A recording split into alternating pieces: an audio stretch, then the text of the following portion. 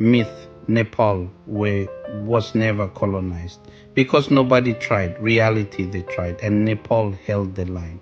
I'm breaking down why Nepal kept its sovereignty when empires were swallowing the subcontinent. First, context. By the late 1700s, the Gurkha kingdom was on a heater. Prithvi Narayan Shah had unified dozens of hill states into one tough centralized force.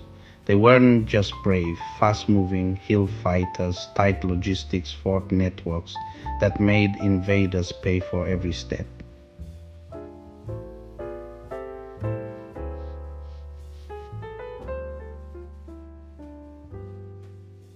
Then came the test, the Anglo-Nepalese War, 1814 to 1816.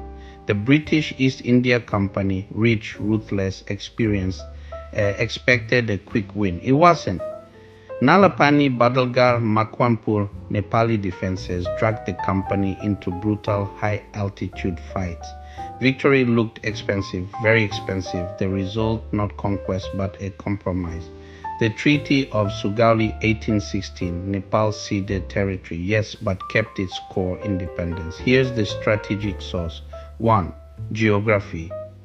The Himalaya isn't a wall, but it is a filter. Steep terrain, thin supply lines, fortifiable passes multiplied Nepal's smaller numbers. 2. Reputation. Gurkha soldiers earned respect the hard way. The British literally started recruiting them, turning former foes into elite allies. 3. Diplomacy. Nepal's rulers played the long game, balancing between British India and Qing China. A buffer state is cheaper to keep than to conquer. 4. Timing. During the 1857 uprising in British India, Rana leaders kept order on the frontier and helped the British banking political capital that protected autonomy. Let's kill a few myths. Myth: mountains did all the work. Reality: terrain helped. Discipline, policy, hard training, smart treaties that closed the deal.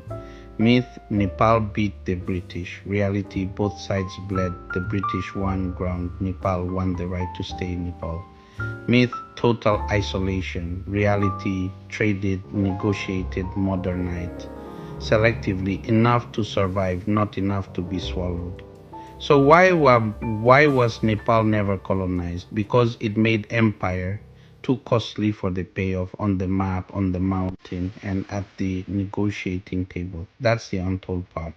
Survival wasn't an accident; it was strategy, written and in cliffs, signed in ink, carried on the backs of soldiers who refused to break.